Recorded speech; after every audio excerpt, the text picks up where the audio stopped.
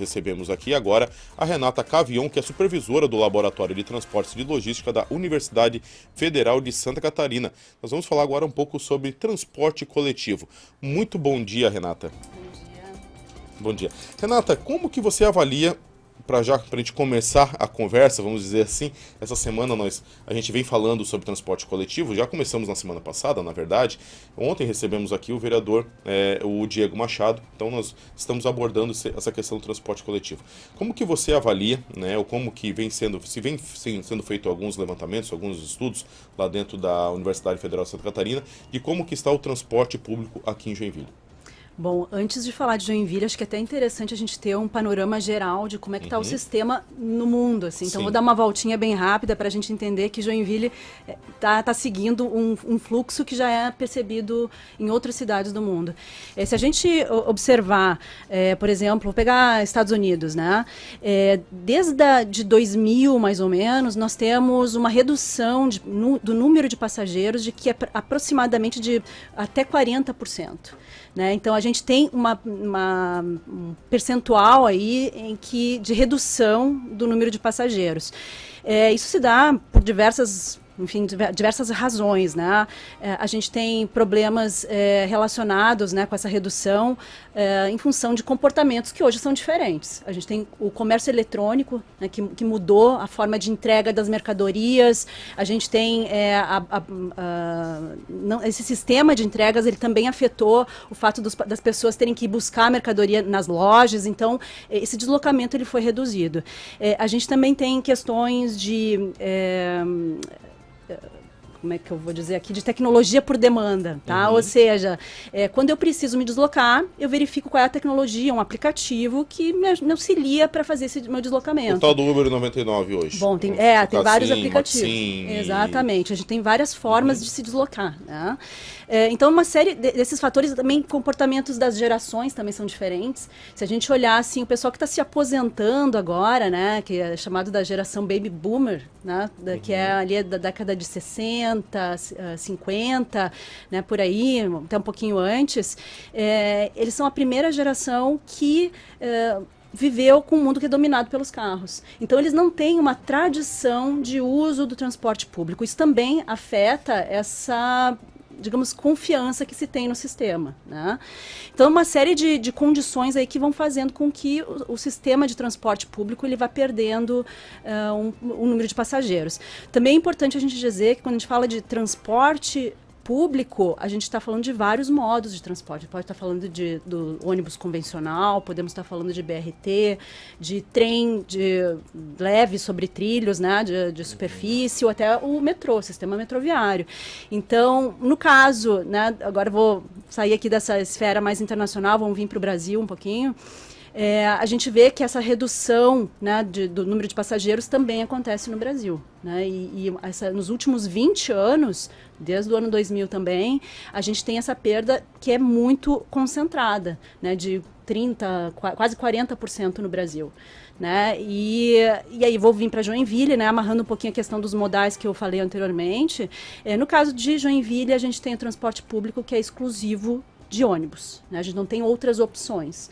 Então, isso também acarreta uma sobrecarga aí no sistema de responsabilidades em relação ao deslocamento das pessoas dentro do município. Essa redução de número de passageiros também acontece em Joinville. Se a gente pegar os números lá de 2000 também até, vamos pegar 2019, né? A gente também tem essa redução de 30%, quase 40% no número de passageiros. A gente nem está falando de pandemia, né, que houve um corte significativo nesse número de passageiros. Se a gente observar esses 2 últimos anos, pelos números que foram divulgados, né, da prefeitura, a gente vê e vamos comparar esses números com lá 2000, a gente tem uma redução de 70% no número de usuários. Então, isso para o sistema é algo gravíssimo, né, e a gente pode até ver várias notícias aí durante esse período que várias empresas operadoras quebraram, né, elas faliram porque não conseguiram conseguiram manter o serviço durante esse período. Então, né, a Joinville ela está bem, digamos, seguindo a linha do que está acontecendo fora do Brasil também. Mas se esses números, né, a gente consegue daí refletir, algumas coisas começam a ficar entendíveis, vamos assim dizer. Porque se esses números são de 20 anos para cá que vão caindo, a gente vê o que subiu a frota de carros.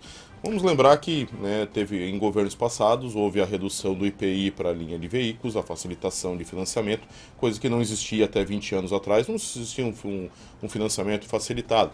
Então a gente conseguiu observar que de uns anos para cá, houve a facilitação também para financiamento de veículo. Então se a pessoa tem condições de comprar um carro, ela não. Ela vai comprar um carro e vai continuar andando de carro, conforto, às vezes até mesmo a rapidez, né, a gente vê que a gente consegue observar então que realmente isso. As motos, né? Facilitação também na compra de motos. A gente vê que vem aumentando cada vez mais, né, Renata, o número de motos, né, e consequentemente também a gente consegue observar isso pela quantidade de acidentes que a gente vê. Mas cada vez nas ruas a gente vê cada vez mais motos. Tem o pessoal do fitness que vai pro pedal, vai pra bicicleta, mas quando chove precisa ter, né, e geralmente eu tenho um carro, eu tenho uma moto, acaba optando por isso. E aí acaba reduzindo essa questão do transporte coletivo, porque talvez, Renata, não sei se você vai concordar comigo, o sistema de transporte coletivo, principalmente por ônibus, ele não acompanhou a modernização que esses 20 anos pediram, por exemplo, com o sistema de aplicativos, com as tecnologias. A gente vê hoje um modelo de ônibus, principalmente aqui em Joinville, tem lá alguns sites, algumas coisas, vamos dizer assim, para ver os horários, mas a modernização talvez ela não chegou na frota, né? É isso ou estou enganado? Não, tá muito certo. Assim, e os dados que a gente tem, eles vão nessa linha. Se a gente pegar o número de carros que tem em Joinville hoje, e vamos até 20 anos, vamos trazer os últimos 14 anos. O número de carros per capita, ele aumentou em 50% nesse período. Né? O número de motos aumentou 33%.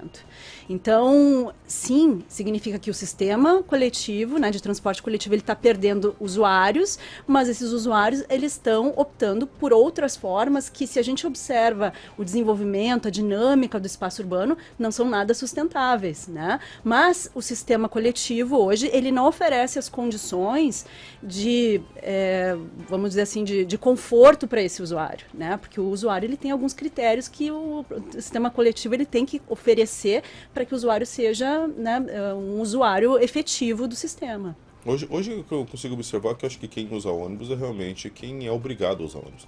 A pessoa ela não tem a necessidade de usar o transporte coletivo, ou se ela tem condições de usar um outro tipo de transporte, ela vai usar. Então isso é uma coisa bem interessante de estar colocando, porque até na teoria, né, o que os pesquisadores dizem? Que existe uma concepção que a gente tem dois tipos de usuários, aqueles que são por opção e aqueles que são os cativos, que seriam aqueles que não têm opção, né? Mas as pesquisas elas apontam que quando o usuário, ele mesmo não tendo nenhuma opção, ele não tem carro, ele não tem moto, ele não tem nem bicicleta, enfim, ele não tem nenhuma opção. Se o serviço for ruim, ele vai encontrar outra opção. Ele vai encontrar uma carona, ele vai encontrar, enfim, algum tipo de deslocamento, ele vai encontrar. Então, assim, o que fica de mensagem aqui desse momento aqui se o serviço é ruim, não vai ter passageiro. Se o serviço é bom, com certeza vai ter passageiro para manter, para sustentar esse sistema. Fernando? Renata, muito bom dia para você. É sempre muito bom tê-la conosco aqui no Jornal da Manhã da Jovem Pan. Muito se fala, e vou falar aqui que está na moda, né? Falar sobre o conceito de cidades inteligentes. Então eu queria que você falasse rapidamente sobre esse conceito, cidades inteligentes, e também, Renata, até que ponto isso lá na frente, né, futuramente, pode afetar o transporte? Essa é uma pergunta bem complexa, porque a gente fala em cidade inteligente, a primeira coisa que vem em mente é tecnologia, né? Então, a gente sabe que a cidade inteligente é uma cidade que consegue ter o apoio da tecnologia para que ela possa se autoplanejar, né? Então, significa que nós temos sistemas, vamos dar um exemplo, o sistema semafórico da cidade, ele leva em consideração a quantidade de carros que estão ali aguardando para permitir a sua passagem. Então, ele é inteligente ao fato de ser sensível, ou seja, para a gente ter um sistema semafórico inteligente, precisa ter instalação de equipamento, uma câmera que fique, né, contando esses veículos e que a partir de um determinado tempo de espera vai liberar. Então ele é inteligente porque ele é sensível às condições do momento, né? Então, e isso é feito de forma automática. Então, a cidade inteligente, vou dar um outro exemplo também sobre carros autônomos, que muita gente fala, né? Agora tem, né, no mundo vários carros autônomos sendo circulando, sendo lançados, só que para esse carro transitar dentro de uma cidade, ele precisa ter uma infraestrutura adequada, e ele precisa conversar também com os equipamentos dos usuários, ou seja, se eu estou caminhando na calçada com o meu celular, o carro autônomo ele tem que perceber que existe um carro, porque o celular que permite essa conversa entre o carro autônomo e a pessoa que está na calçada, ou seja, todo mundo precisa ter seu equipamento, né? Então, a cidade inteligente ela tem muito disso. A tecnologia é um fator importante para que ela consiga ser mais saudável, mais responsiva, ou seja, ela consiga responder de forma mais automática a essas questões. Então, ela tem um vínculo muito direto com o transporte. E se a gente puxa, né, o transporte coletivo, aí a gente vê que, assim como foi comentado antes, o transporte coletivo não está acompanhando essa mudança de comportamentos, né? E a gente está num momento muito especial agora. A gente não dá nem para falar ainda que é pós-pandemia, porque a pandemia ainda não acabou, mas existe uma perspectiva aí de pelo menos que a pandemia venha a acabar até o final do ano, então estamos, enfim, com um pensamento positivo em cima disso, mas num momento como esse, a gente não tem muita perspectiva do que está acontecendo. E para ter isso, e aí vou amarrar de novo com a cidade inteligente, nós precisamos ter dados. Os dados, eles são, né, trazidos para a gente por aplicativos, por tecnologia, mas também por pesquisa de campo. Então, assim, em modo analógico mesmo, né? Claro que o modo automático, ele facilita, a gente ganha muito tempo, mas a cidade inteligente, um bom planejamento de transporte, tem que ter dados coletados em loco. A gente precisa saber como as pessoas pensam para dar para essas pessoas a cidade que elas merecem, né? Com toda a eficiência que uma cidade deve proporcionar aos seus habitantes. Renata, bem falando sobre transporte coletivo aqui na cidade, já temos informações de que em Joinville vai existir a licitação, né? O edital está sendo preparado para a licitação ano que vem de um novo transporte, talvez mais empresas aqui em Joinville. Mas, assim, para a gente, né, finalizar, porque nosso horário já está avançado aqui, nós falamos sobre transportes eficientes e também sustentáveis. Que sistema que mais se encaixaria hoje aqui em Joinville em relação a isso, tanto na eficiência quanto também na sustentabilidade? Bom, essa é uma pergunta que eu preciso ter dados também, né? Eu acho que é muito importante para isso que a prefeitura consiga, primeiro, entender o que está acontecendo na cidade, né?